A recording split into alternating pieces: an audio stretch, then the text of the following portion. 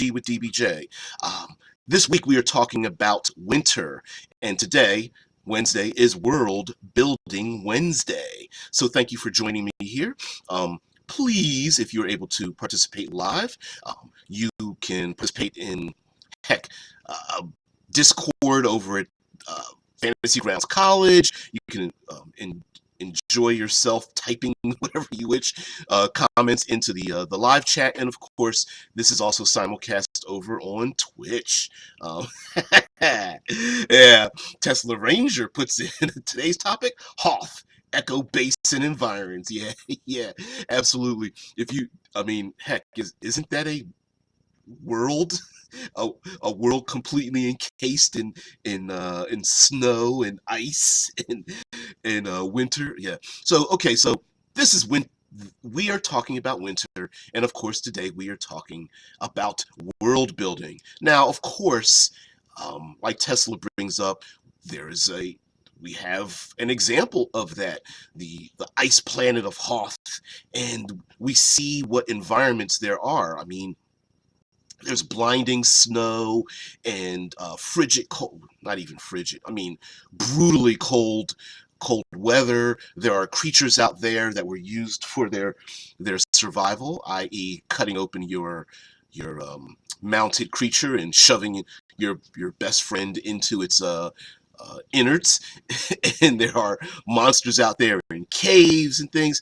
So we are going to come up with some um, I don't know, I'll say some common elements in a wintry world, and some great encounters that we could have, whether it's like monsters, of course, and using some of the environment, and to talk about the the cultures in the world in which we have a place where it's winter all the time. Now, mind you, when we say world building, we don't necessarily have to have an entire planet of ice, but much like Forgotten Realms and Icewind Dale or something, maybe there's a large section of your world that is the icy northern tundra, large enough to be its own setting, and so maybe it's been undeveloped, or like someone mentioned in the comments to one of the videos, they're running a game where they're on the border between the U.S.-Canadian border,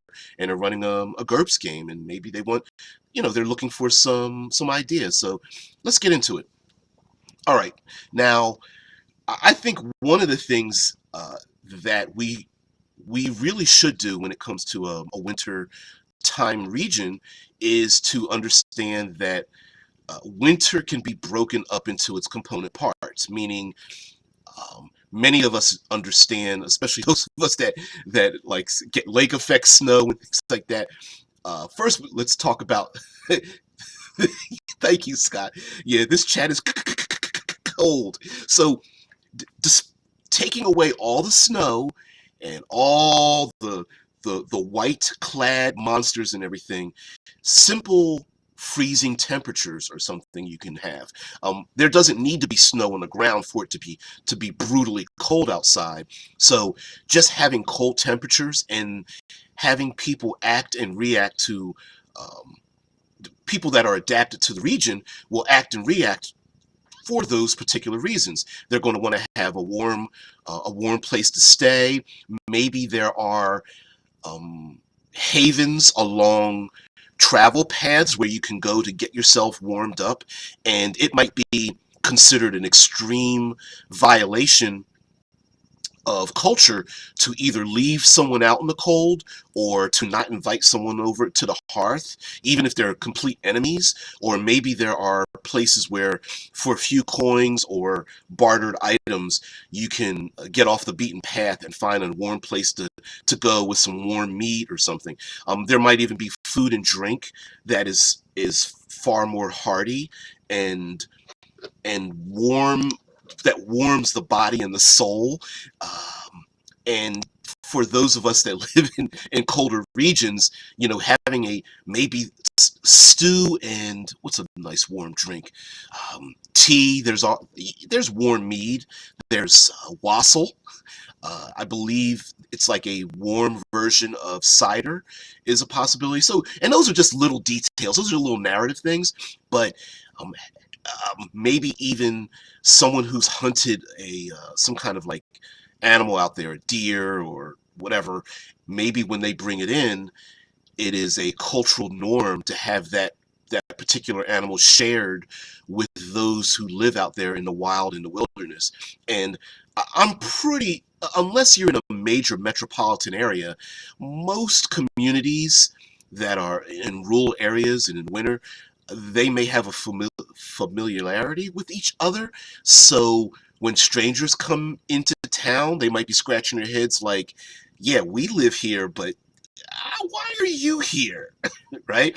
So even with a small enough population, people will know each other, and there may be like people with quirks and personality features that there's a reason why you live by yourself in your little hut, because on a normal basis you can't really get along with people more than 20 minutes till you want to start rubbing people the wrong way, and that might be just a normal thing, also, along with cold, of course, there is the coming snow and storm. And of course, people who live in particular in just about every region of the world. For example, we have a member of our community who, lives in a tropical area, and they're having ash from volcanoes raining down upon them. Ash probably coming down as thick as snow themselves. So they're people may talk and act in ways where they're comfortable or at least knowledgeable about what's going on. They may talk about the weather, look in the sky, and go, you know, my knee is starting to throb. We're probably going to get snow in 3 days, kind of thing, right? I think many of us have had grandparents that have done the same thing, like the farmer's almanac style of naturalism, where they can just look in the sky or lick their finger and they're like, yeah, bad weather's coming, or oh, we better start harvesting those fields because the coming storms are getting close. Now, along with snow, although in modern day we do have like tracked vehicles, we have snow shovels and things of that nature. Snow comes in a plethora of conditions, and there's slush and there's powder and there's as a kid you always hope that the it's not powdery, it's got just enough dampness to make snowballs with it and stuff.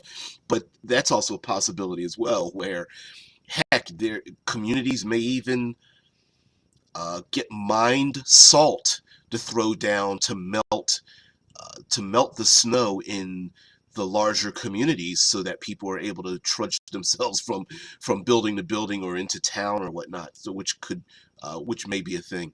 Also, when even in our modern day, when people go, although this deals more with mountain climbing and things of that nature, when someone goes missing or there's an avalanche, uh, everyone chips in to try to help those that are hurt.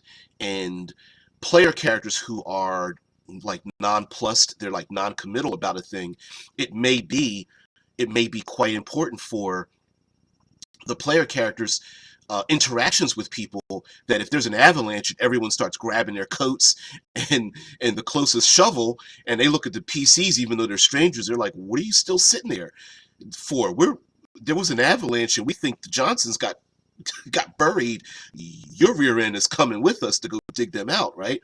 And if the PCs are like, I don't know who they are, and I'm I'm not getting paid to do it, F you, that might have an interaction with them. So community may be a thing, and when particular acts happen out in the wild, in the wilderness, in the cold regions, that might affect their social standing.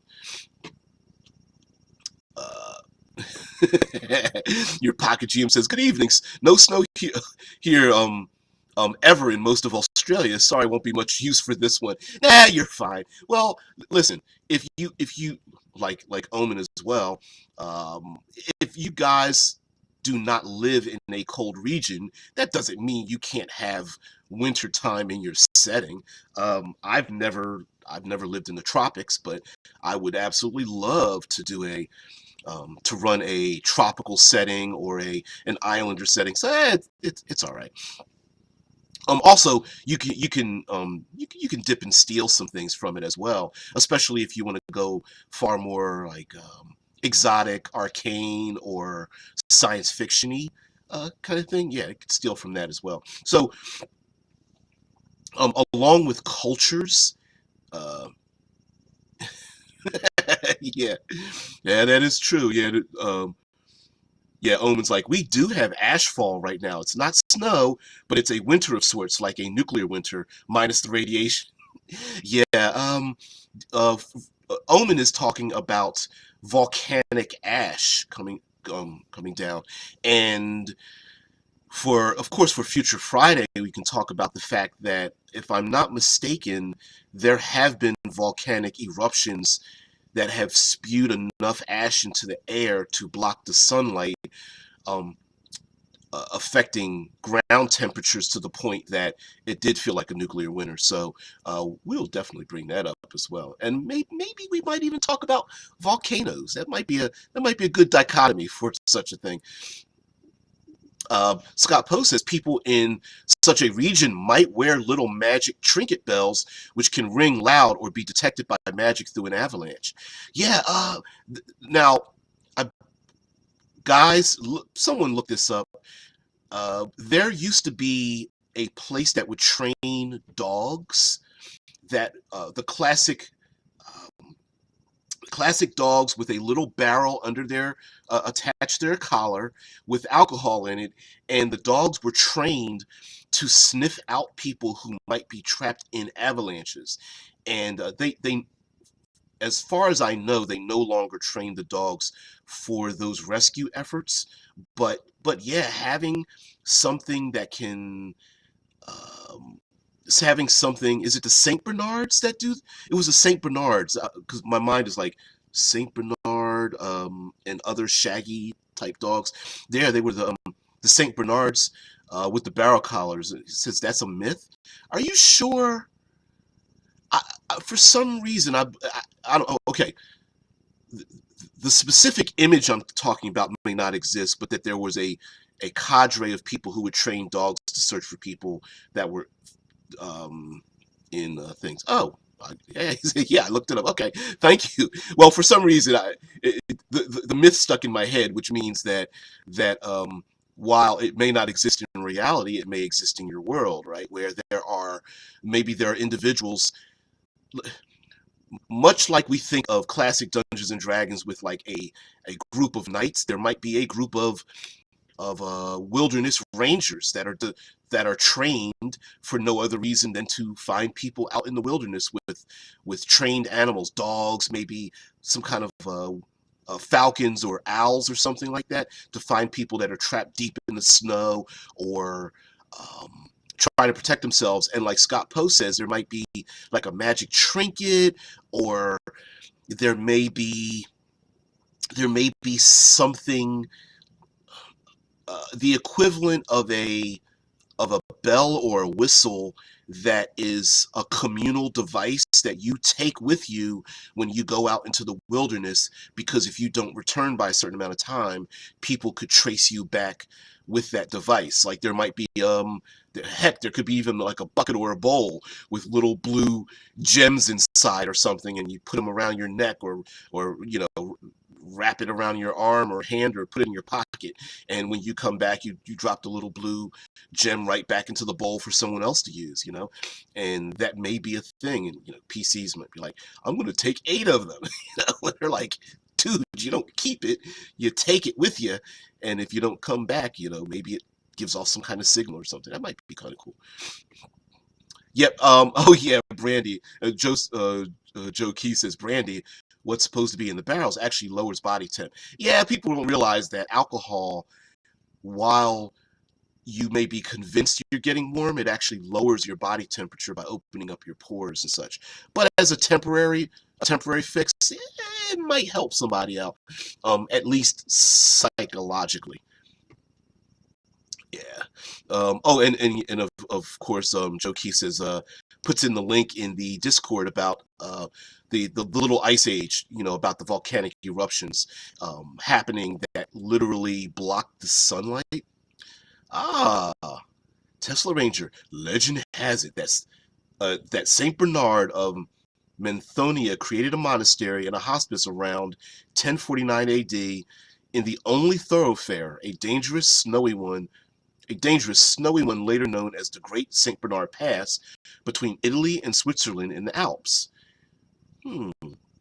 In the 17th century, these dogs became companions to the resident monks and were thought to have been the result of breeding a certain Mastiff-style dog, originally brought by the Roman army with local dogs from the Swiss countryside.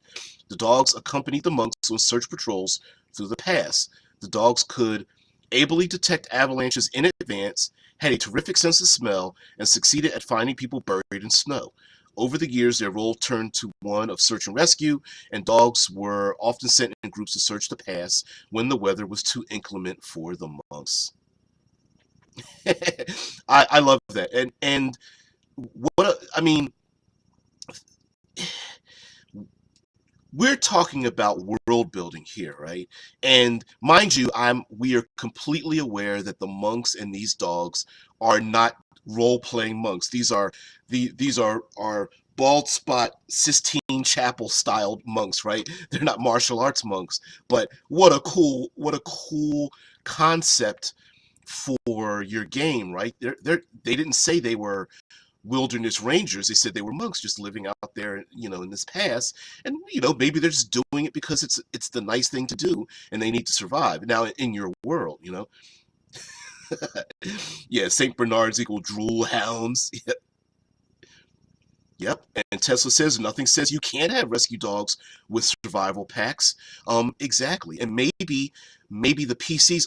I could imagine in Dungeons and Dragons, Blink dogs being, yeah, they're Friar Tuck type monks. They're not martial arts monks, right? Which mind you, that they may, in your world even, they may be called those monks, but in game terms they might be like clerics or just religious individuals. But you guys know what I'm saying. Yeah. Scott Post says those monk dogs are totally D&D. Yeah. Yep. Um, but but of course, those those dogs, I could imagine the lawful good blink dogs being being the kind of dogs that would live in a wintry place to save people, pulling them out of the snow, especially the innocent people, kids, leading kids back, getting lost in blizzards or something, and grabbing them by their collar and blinking them back to their parents, or at least dropping them off nearby where there's civilization and leaving. And that might be a way for the PCs to gain some kind of positive connection out there in the wild, and or even maybe even these rescue people are rescuing. They don't care if you are good or bad. They just rescue you. And these monks might be giving some kind of shelter or hospitality to enemies out there. And maybe there are even enemies. There's evil people out there who protect these goodly individuals that live there, as long as because they know that what they're doing is a good thing, right? Just because someone's a bastard doesn't mean they want to kill everyone that they see around them. They just know that these rescue individuals are good even for themselves. And if they have a criminal enterprise that's happening or has to take place through this winter pass, they might even fight the PCs. The evil individuals might fight the PCs to protect the monks if they're being harmed or stolen from, or being bullied around or something like that. Um, as well, you know what I mean? And the player characters might learn something. I love my exploration. They may learn the behavior of these winter rescue dogs, learning to follow the dogs because they can detect avalanches and deadly places to walk, and maybe even remember some of the pathways the dogs take the PCs through, because later on they end up dumping their enemies into those dangerous areas. So that might be kind of cool. Now, going back in the chat here, Josephine talks about the black blizzards during the Dust Bowl, huge dust storms instead of snow. You follow the fence line, get a static shock from the dust in the air. That's right. Yeah, people died from that the Dust Bowl area in the black blizzard. But yeah. He says you could almost talking about the Saint Bernards, like you can almost ride them. The Tauntauns look like Saint Bernards. Yeah, and like we mentioned before, you can reskin any number of creatures, right? Like I don't know what's a Tauntaun, probably like an Axebeak, maybe if you wanted to find a similarly statted out creature or something. Heck, it doesn't even matter. What's a Tauntaun? Maybe you could pick a bear, maybe, or something, and just call it what it is. Just say, well, it walks on two legs and it's got little horns on its head, and you can ride it. Doesn't even need stats really, because they're pretty much just riding a riding thing. Your Pocket GM says, I know that people deprived deprived or exposed to bad weather, coffee is often given to them. It's good to stave off shock and exhaustion. Coffee delivery dogs sound great. Why don't they exist? Yeah, as long as it's not Starbucks. Yeah, but even I mean, hell, that might be the way those dogs might be delivering alchemical concoctions. An alchemist living out in the wintry regions might be pretty important, especially if they're creating concoctions that can warm the body to the point where you can become resistant or immune to the cold. They are able to create concoctions that can start a fire pretty easily. Maybe it's just a simple powder or liquid or paste or whatever the case may be. Maybe little bricks that you just strike together and it just creates its own, or a little vial that you crack open in the snow and it creates its own little small bonfire without needing to carry wood or something with you. So they may be quite important as well in the wilderness. Now we again, remember, in the wintry regions, we do have snow, and we have a snow type equipment, whether there's snowshoes. People use climbing poles to make sure you can poke and prod through dangerous areas and hold yourself up. And of course, you have yourself thick, thick hide. Someone else did mention that the padding under chain mail is pretty good at insulating you, but again, there may be specific styles of clothing that are best able to protect you. So if maybe your desert, your Arabian desert character with chainmails probably not dressed appropriately if they're wearing their traditional clothing, and they might have to go ahead and have somebody buy some more appropriately padded and clothing things for them, even though statistically they may have the same stats and stuff like that. What else? Keenan says, before the Spanish horses, a lot of native nations used dog sleds. Yeah, what's the competition? I was going to say the Adirondack, but there is a snow dog sledding competition that runs a minimum of is it like 100 kilometers or something? That where people basically get on a sled pulled by dogs and they go across the wilderness. That those kind of competitions may be a thing, and dog sledding is a real thing. Why not use that? And of course, you could change the dogs to anything you want. The Iditarod, that's it. That's what it's called. Adirondack. Isn't that a chair? Anyway, you get my point. The the uh, the internet is far smarter than I am. Deadman says, in real life, Saint Bernards carry supplies with tinder sticks, matches, etc. And why wouldn't there be those things, right? Maybe the player characters are able to, like, instead of handing out magic items. Maybe there's like whistles or like a bell or a flare or something that if the players get in trouble, maybe these dogs or birds or some other kind of trained animal can come towards the player characters and drop off these particular supplies by finding them out in the wilderness and getting those supplies to them. And of course, you could have like healing potions and other things like that, right? And mind you, uh, you get a big enough dog, you could put tents on their back. They can carry probably 50, 60 pounds of supplies if they're big enough and trained to do so. So yep, a decanter of endless soup. I love that.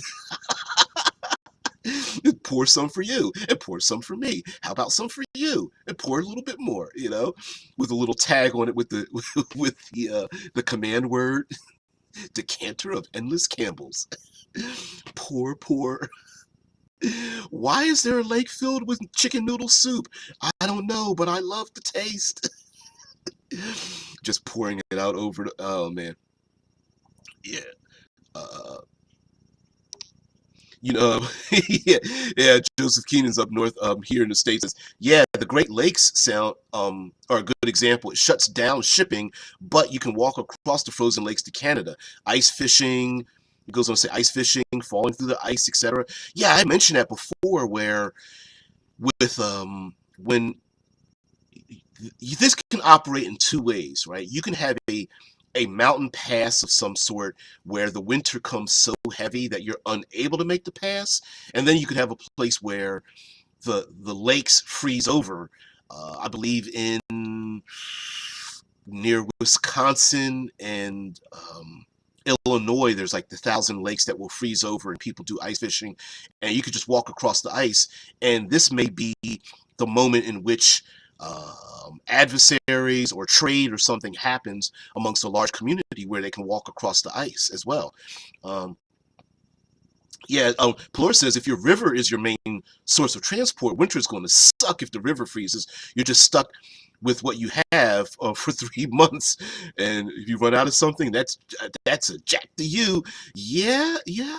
Um, it depends on how you look at it, right? Like you could, on one hand, if you normally have a community that uses the river, then yeah, it sucks. Like you're just going to have to get as many supplies as you can before the winter freezes over. Although there are um, what would you call them? Skates, sailing skates, or skate sails, or something. There are ships that today and in fantasy there have been sailing ships that have ice skates on them, and the sailing ships use the ice skates to sail across frozen lakes and such. Now, I do know in modern day they can use them for ice racing, where it's almost like a race car with like wide blades on them, and the driver uses a sail. But there was and I'm going to pull out my Grognardian here. There was an old Desert of Desolation module series. There were 3 modules, and in that module, there was an actual desert that was blasted by a fight between a godlike Ifrit and Jinn, and they turned the desert into glass. So it was called the Sea of Glass, and they had sailing ships. Now, those sailing ships sailed on basically giant flat glass mirrors, but it's the same thing. Um, oh man. Mm-mm-mm. Joseph Keenan says, why am I picturing the mountain man freezing to death in his cabin with no supplies? It's a possibility if somebody is purposefully, if someone was, for any number of circumstances, were unable to get supplies, in which case, gold and gems and jewelry is probably pretty worthless in a region that's socked in winter. Not that it's not completely worthless. It may not be worthless to the people that live there, much like ice truckers. And the concept of ice truckers, the reason that there's even ice truckers is because the De Beers company is mining for diamonds. So the people that live in the far Arctic regions could care less about diamonds. Diamonds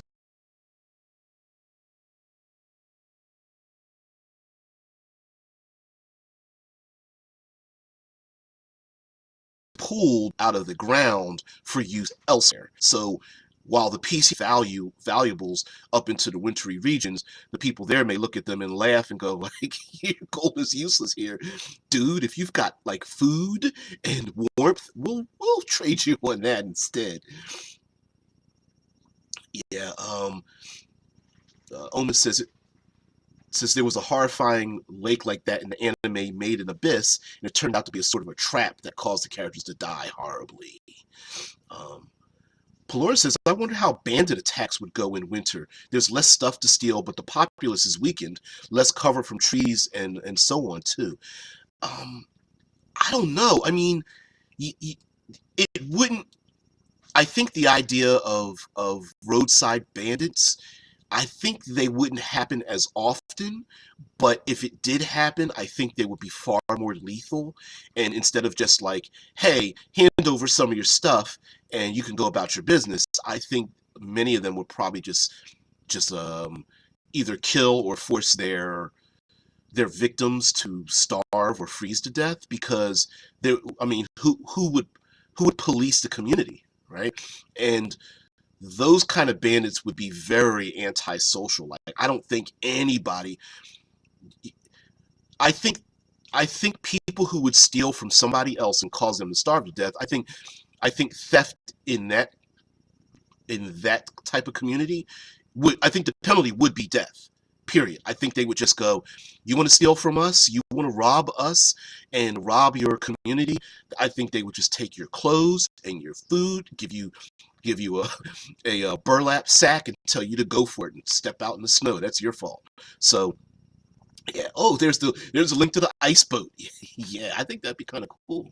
Um, your Pocket GM says, I like the idea that the terrain changes radically with the seasons. It almost reminds you of the old Fey ideas that the world becomes a different place depending on the season. I'm absolutely like that. I remember, was it yesterday I just mentioned how cool it would be to have a minimum of a 4-season map where you have a topographical map that during winter you can see where there's snow has spread across your map in certain regions, where maybe there are regions where there's high tide, low tide, an archipelago of islands could have frozen water where now it becomes one large landmass or something. So yeah, I'm with you with that, Pocket GM. I like Scott Poe, like Arctic owlbears. It says your big bad for the region could be a winter hag, which brings unnatural blizzards and cold, and perhaps some Arctic beast variants come down from the unknown north, like Arctic owl polar bears, for example. Hell yeah, hell yeah. I mean, I think there's a ton of creatures you could reskin. Your classic Manticore. I don't know the last time I've seen a Manticore in a game, but instead of you can keep the lion's head. You could just reskin the Manticore with white feathers and white fur, and the spikes on his tail could be icicles, and maybe the icicles on the tail of the Manticore are a natural result of living in the winter. It's literally not growing icicles. It's just because it's so damn cold that they happen to stick on its tail and it's able to fling them off periodically. I like that. Yeah. Yeah. Ricker did. He posted it too, didn't he? Some work on a seasonal map that changed, and I'm sure you can do that through like Incarnate and some other mapping things. But yeah, Rickard Johansson did that. Did a preliminary map of a world in which the 4 seasons, you can see the 4 seasons changing in the world, where like a dense thick forest or jungle during one season might turn like orange and brown during the fall seasons or something. Well, jungle wouldn't do that, but a northern forest would. Plura says an execution which just involves submerging a cage into ice water. Cut a hole and drop them in. You can have a prisoner hanging around for months waiting for the river to freeze. Oh, damn. Oh, that's terrible. But now, You couldn't predict this, right? You couldn't set this up, but imagining one or more PCs in a cage hung over like a frozen lake, ready to drop them into the frigid waters, might in and of itself be, I think that would be a great tension builder, because especially if the PCs are trying to save their allies or save the MacGuffin, whether it's someone important or something trapped inside of it, or of course their allies are trapped inside, and there's enemies trying to stop them from the execution or the torture that's about to happen by dropping these innocent people or even the PCs themselves down into the frozen lake. I mean, that would be awesome. I mean, you got a combination: drowning, needing to escape from the cage, and freezing to death. So, yeah, no, well. First of all, it sounds horrible. It sounds damn horrible. Um, also another thing could be, when we're talking about world building, as winter hibernation is a thing that happens, with bears and such, and there may be any number of creatures that are hibernating out there in the wild. I mean, the closest thing I can think of are dragons, and it may be necessary for people to poke and prod when food sources are low and places for shelter are low. It may be necessary to poke and prod or even live with some hibernating creatures, excuse me, to in order to survive, right? Like those Arctic owl polar bears. Maybe there are communities of people that go into the caves while those Arctic owl polar bears are sleeping, and sleep with those owl bears during the height of the winter. And it may not be that they're even allies. It may just be that it's a necessity. Like, listen, we're all sleeping in a cave. You stay on your side, I'll stay on my side, and that's it. And almost like, wait, dragons hibernate? I don't know about hibernate. They do sleep a long time, or at least um, it is it is known that they sleep based on, yeah, like Deadman says, and indeed they hibernate to increase their age category. So there may be this idea that there are people who are like, yeah, there's we know there's white dragons up here, but we don't steal anything from them. That's stupid. I mean, sleep in their caves. Yeah, we do that all the time. But we leave little. Maybe we go out hunting and we take what meat and hide we need, and we leave everything else. That would be a great twist on the idea of the rampaging dragon and slaying the dragon, because during the non-winter season, maybe the white dragon does come out of the wintry areas and ravage the southern regions, but the people up north are like, don't bother us, never attacked us up here. I don't know what your problem is. And they might not want the PCs to attack their white dragon who defends their region from incursions from the south as well. So there might be a quid pro quo relationship um, with a dragon-like creature. Um, of course, you guys brought up a winter hag as well. I like the idea of a winter hag, or hell, a wintry lich or something may have like undead walking around, but the undead skeletons and zombies are like encased in ice and snow and such, frozen in their rib cage and in their mouths and whatnot, which might be kind of strange. Or, well, that's taken a little too far. Okay, a icy elemental, but really what's trapped inside of the elemental is really a frozen skeleton. That's why the elemental is walking around. It's not that the lich summoned any icy elementals or snowmen. It's just that there's skeletons on the inside. They just don't knock the ice off of them. That'd be kind of silly. But I like the idea of that.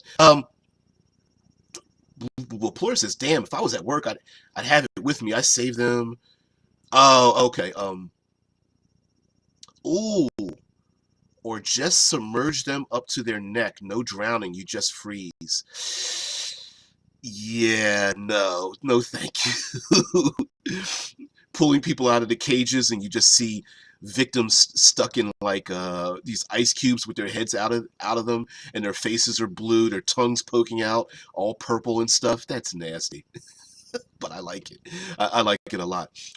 Also, players remember, if you want to do like a classic dungeon delve, the players may not see, yes, there's mountains and hills and all, valleys and things like that, but maybe the dungeon is below, say, a frozen lake or underneath the frozen tundra, because it's been covered over, either through this ancient wintry hag or something that's lived there. So there might have been a community much like a lost city of Atlantis, but it's jammed down in uh, jammed down inside of the wintry wintry blizzardy area. So the PCs have to trudge through the snow, go through the winter season, go out into a vast tundra. They just see a flat landscape, use some kind of detection device, or they're led there by an animal, or they're led there by a guide, or someone who's looking for this ancient city. They find one little tiny spire, frozen flag sticking up out of the ground, and when they dig down, they realize it was this vast city that was covered over by by an ancient curse, or something, done by an ancient hag. And they go down into the city, and when they dig down, they're literally digging down from what we would consider the sky down into maybe a vast keep, or even a whole city where people are frozen in their homes, or walking down the street or something. That would be kind of cool. And then maybe there are other things living down in and around the the empty buildings and such, in the streets and things of that nature in this place. And maybe hanging above this vast city are the icicles that might make enough noise they might fall down on top of your head. And so climbing down on ropes and things. I like the idea of a big frozen city down in this empty cavern or something like that, frozen in the ice and such. So yeah. Plurus says, I think the worst execution I used was having meat hooks stuck through the bottom of the jaw, through the soft bit between the neck and the chin, ugh, and coming out the mouth. Then suspended them on their on their toes from a beam. That was the punishment for desertion. Oh, okay, you're getting a little dark there, Pelora, and I know that's where you go. We might, well, I'd have to take out the monetary thing. We could do a whole week on tortures. I mean, we have whole real world tortures that are pretty brutal.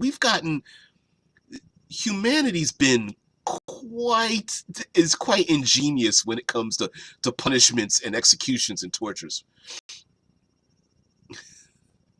But yeah, from what I know, most unicorns are pretty brutal anyway. Yeah, unicorns. We love to think of unicorns as being being pure, but we don't really think about them skewering people with their horns and stuff. Um, Omen brings up the rule book for Iron Claw, Book of Jade, often states that they're like their government's hitmen. That's kind of cool. I never heard of Iron Claw. I gotta look that up. You guys mentioned that before. All right, so getting back to, I got a little squirrel there. Getting back to world building in a wintry location. So I think we have to think about, like you brought up, Pelora, about banditry, and I think it behooves us to think about travel, whether they're using sleds or some type of skate or sailing device or something. Excuse me. Ooh, my nose is getting worse and worse as I'm doing this. Also, we reskinning some of the almost like they do have squirrels as a PC race. Reskinning some of the character types, or at least bringing about some of the character options and reflavoring them for the wintry locations. Winter rangers, winter adapted druids, wintry. I think you could even do what we brought up before, cryomancers and sorcerers, even chaos sorcerers, reskinning, say, the random tables to be more in line with randomized things that come from the wintry regions and such. I always felt like WotC kind of missed the boat on making different types of sorceress bloodlines, like they had in 3 or 3.5 or something. Um, because you can still do a chaos sorcerer, but just reskin the chaos sorcerer tables to be more in line with the type of sorcerer you are, right? So, a chaos sorcerer could bring about like a blizzard or fog or freezing rain or snow or slippery surfaces or wintry animals or icicles or things like that. So I would do that. Same thing with clerics and clerical domains for things like that. And remember, we if you're talking more arcane or even hell, even science fiction, everyone doesn't have to be walking around freezing to death. Maybe the locations that are like a desert region where they're built around oases. In the winter locations, there may be places based around the warmest locations. We brought up in previous days hot springs.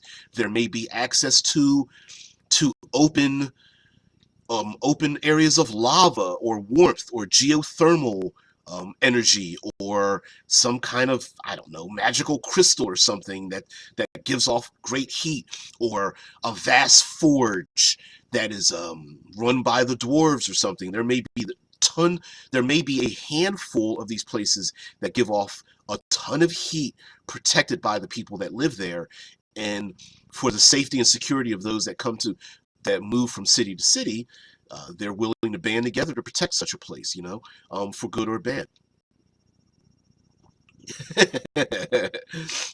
Thank you, Dead Man, putting up Iron Claw by Sanguine Games. Puts a link in the Discord. Plur says just going to monks fighting bare chested on ice, trying to throw each other through it, or submerging their hands in ice water to build a tolerance or something.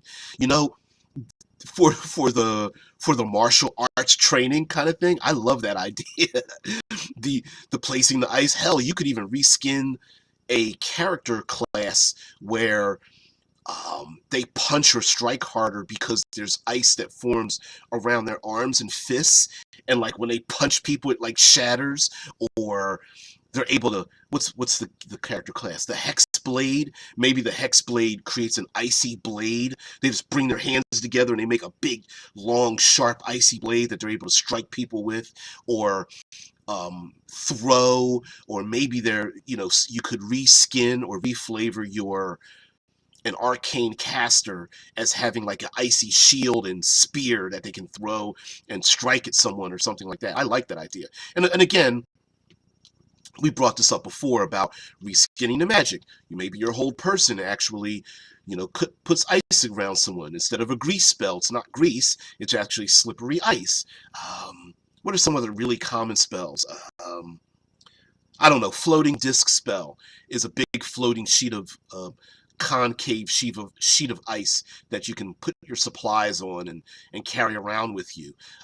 Of course, fog cloud and gust of wind could be quite cold or something like that, So whatever the case might be, those may be the things. Shield spell.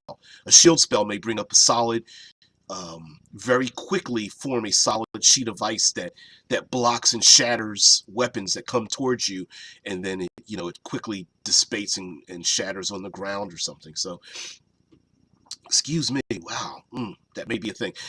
Also, when we talk about winter, just because of snowfall, blizzards, avalanches, and things, the region might shift and change based on how bad and how mild your wintry season may be. So it could be it might be a very common event for the PCs go from the town of, I don't know, Winterdale all the way to the town of the Frozen Marsh, and on their way back, you come to find out that, well, there was a big old blizzard that came through, and now you're frozen in. or yeah, there was a big old avalanche and it blocked off the mountain pass. You're going to have to climb over top of it instead of going down into the valley. You got to go over top, or you might have to maneuver around a particular region or something. So the landscape could very easily change. And we brought up this before.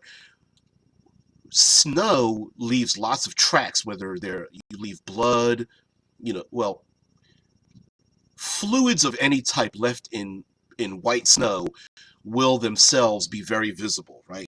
Acids, poisons, blood, urines, that kind of thing, especially from very large creatures.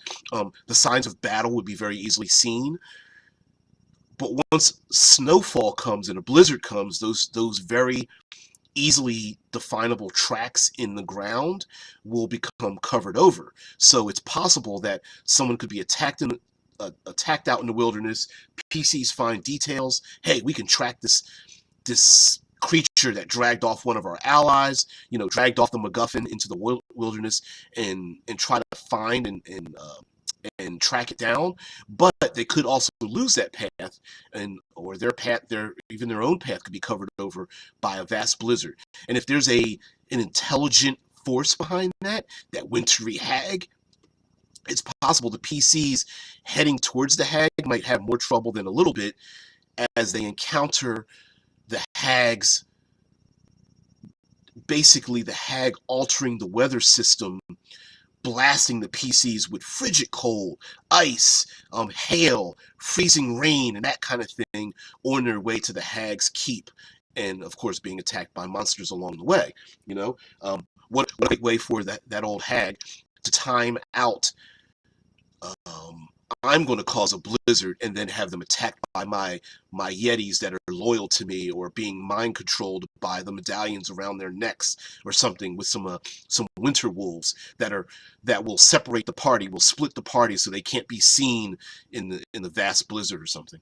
Tesla says, in a remote Buddhist monastery in northern India, a group of monks sit calmly, lightly dressed, and unaffected by the shockingly low temperatures of their surroundings, 40 degrees Fahrenheit, 4 degrees Celsius. They are then draped with ice-cold wet sheets of fabric. Shit, damn.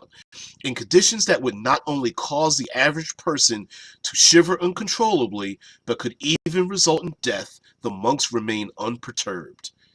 If that's not amazing enough, the wet sheets soon begin to steam, and after approximately 1 hour are even completely dry. How is this possible?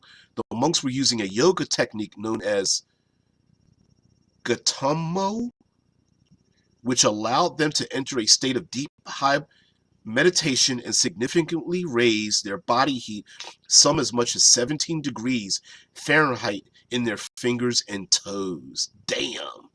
I love that. I love that idea. Man, I mean, as a real world ability, would having a player character where they meet NPCs are able to do that? Hell yeah. After the first sheets were dry, they were then replaced with new wet sheets by attendants. Each monk was required to dry 3 sheets over the course of several hours. In other contests held during cold Himalayan nights, the person who dries the most sheets before dawn is considered the winner. Seriously? Oh, big old balls of ice, I think. Damn, I love that. And imagine the PCs. Yeah, what was the prize? What do you mean, what was the prize? They already have the prize. Big ones. Male or female, they just have real big ones. Big, icy ones. No. But in all honesty, what if the PCs are put through a challenge like that? Like, yeah, we'll help you out, but in order to prove one of you will have to do this, like to prove your devotion, or to pass another test, or one of the trials of one of the PCs to go to the next level. You're so silly. You're so silly, Obi. Yeah, what a great trial to do that. I mean, hell, just even people who are the people who are polar bears, the ones who jump into freezing water in their skivvies for fun. I mean, that might be a thing for the PCs to have to do in order to accomplish a particular task or obtain some kind of diplomatic connection with someone. Maybe these people, there could be a barbarian tribe or monks or something that lived out there in the wilderness, and they just submerged themselves with just a loincloth and nothing else, and submerged themselves in this ice cold, you know, things of water, and they're like, oh, come on in, we'll talk. And the PCs have to get undressed and get in the water and start having this conversation and, start parlaying, but at the same time they're like shivering to death while the people are just sitting there in the water like, oh, is this bothering you? Maybe we could continue these talks in a more pleasant surface, but and maybe that might be some kind of disrespect, or it might be a challenge of strength, or they may want to know if you're from, maybe they understand you're from the southern regions, or maybe it's a way for them to detect, I don't know, shape-shifting enemies or something like that. And they will shift. If you're a shape-shifting enemy, you'll shift into your natural state so they can kill you. And this has been their way of being able to detect their enemies. Or maybe they've been attacked by some kind of like goblinoid tribe for so many generations that they've adapted themselves to be able to adapt themselves to the cold so much they're able to swim through down deep into the frozen lakes and walk in the frozen tundra with just barely anything on their bodies, simply because they've just realized this is the best way. If we didn't do this, because they've stolen all of our stuff for so many generations, then we would die. So we have to figure out a way to adapt ourselves. So they adapted themselves from the inside instead of externally. I like that idea. Scott Bowe says accidental pit traps become common in deep snowfall areas, and maybe you'll fall into an area that already trapped a predator. Yeah, accidental. I brought this up before on a number of talks and interviews that I've done, where I said, you're pretty much an a-hole if you create a dungeon that has. I'm going to create a dungeon with spiked pit traps, grease spells, like 38 grease spells, 57 pit traps, 27 hold person spells if you fall into the pit traps.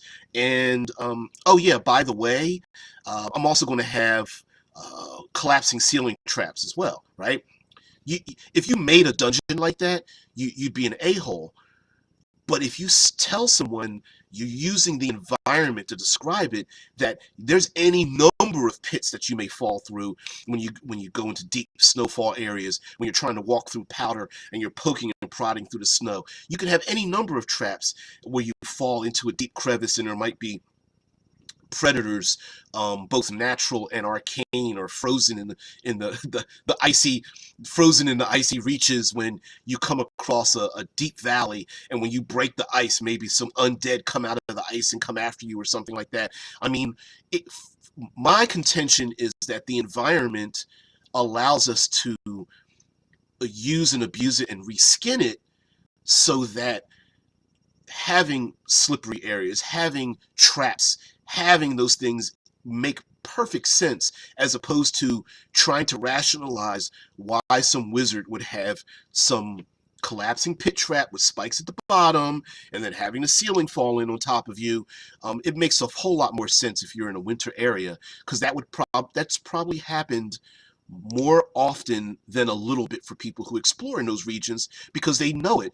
The last thing is that what I dislike about traps, but I do love about the environment, is something that Scott said, and that is, just because the PCs know they're going into an area filled with traps doesn't mean it doesn't build tension, right? If you already know you're walking through an area where you might fall through the ice, if you already know you're walking through an area where an avalanche might happen if you're too loud, or you know that if you make enough noise, the frozen ceiling will collapse on top of you, or if you don't poke and prod your area ahead and be, move at half speed or less, that if you just run through this area, you may slip and fall and slip through a gap in the ice to fall into an area. If you already know that, the tension is still building for your encounter. So very much so. Let me get back into this chat.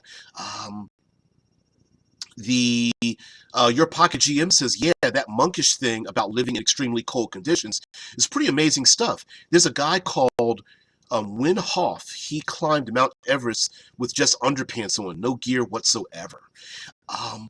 For me, you could very easily reskin, let's say, if you don't want Dragonborn, for example, in your world, or you don't want Tieflings don't belong in your setting, just reskin, say, a white dragonborn as a person who lives in this cold region. They're a normal human being, but they have resistance to cold, and given here it is, they have resistance to cold, and what is it? Every short rest, a dragonborn's able to breathe fire. So instead, they're able to expel heat off of their body, and you're done. And give them a name, give them some kind of whatever cultural name you have for these people, and they're just adapted to the cold. They just walk around barefoot, loincloth, underpants, whatever.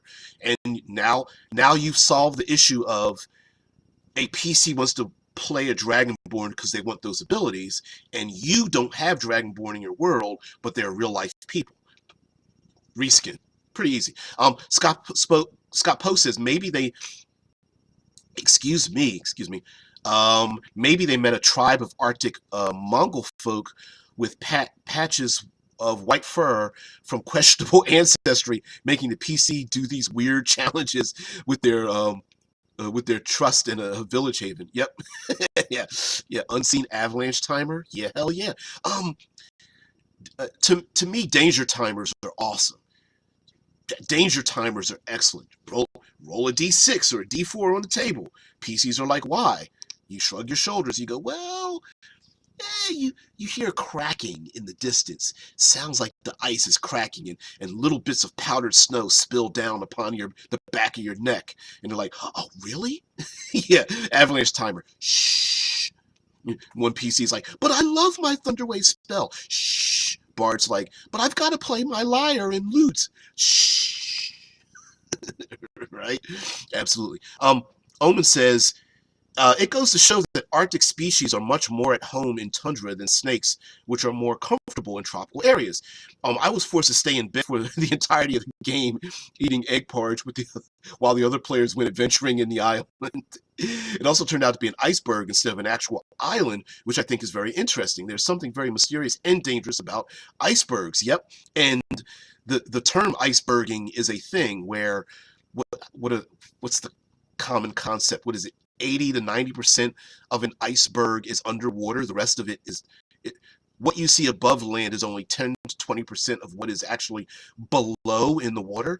And could you imagine an ice hag having her entire dungeon carved inside of an iceberg that just floats around randomly, or not so randomly because she's got magic, and different types of species can swim in and out of openings in the base of the iceberg or come out on top of the iceberg? I think that would be sweet.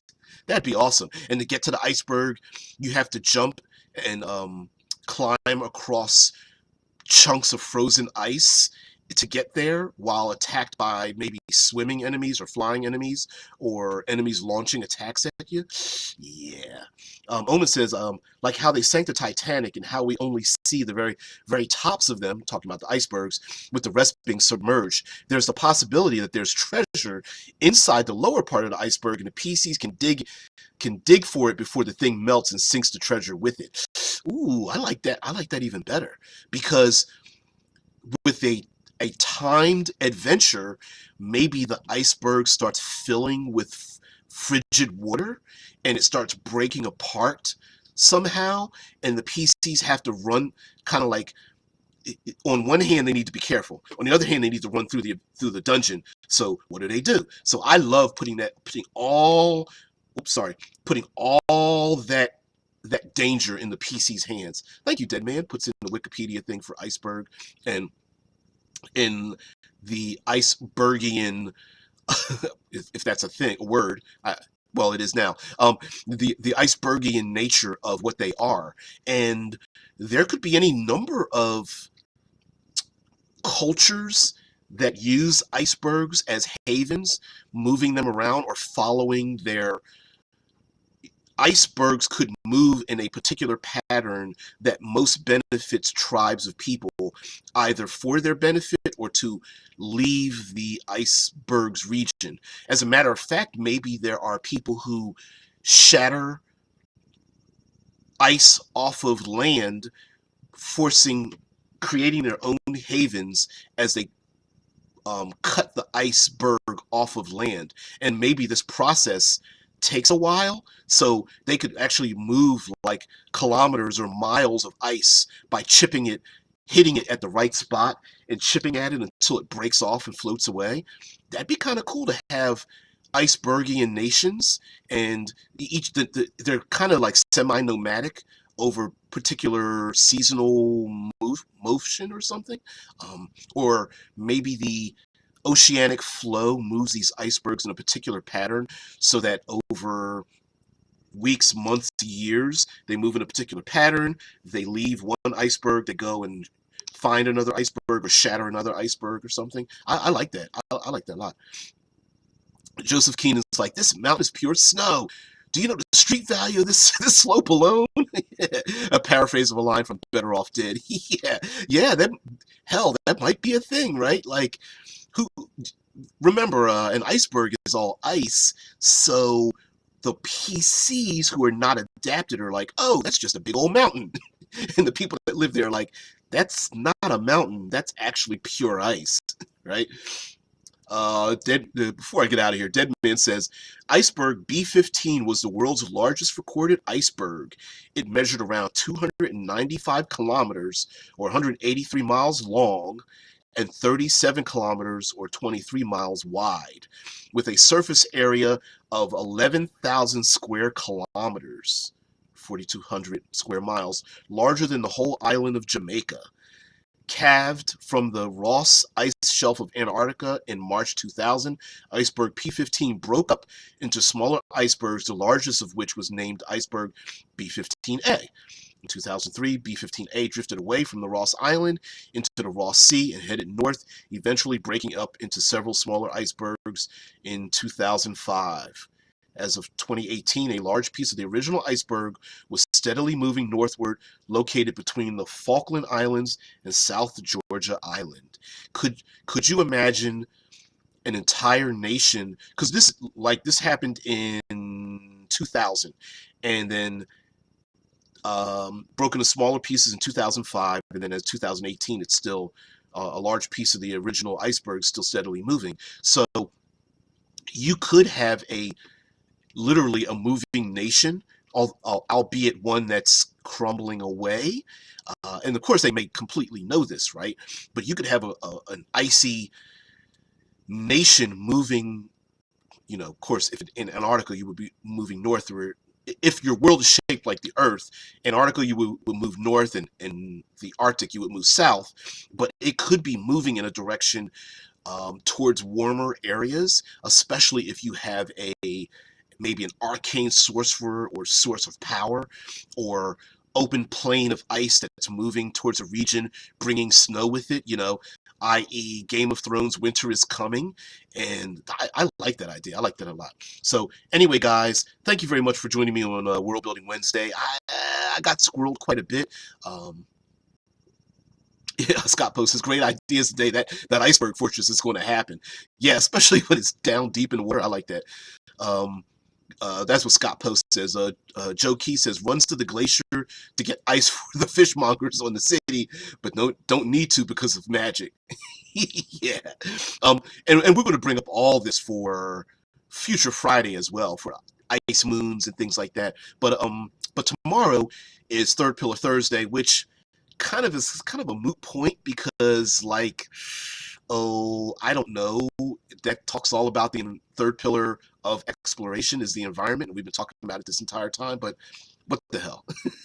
Anyway, guys, thank you very much for joining me. I got to get out of here and take some cold medicine for this nasal congestion. So, guys, thank you very much. Have a great one. I'll see you later. Bye.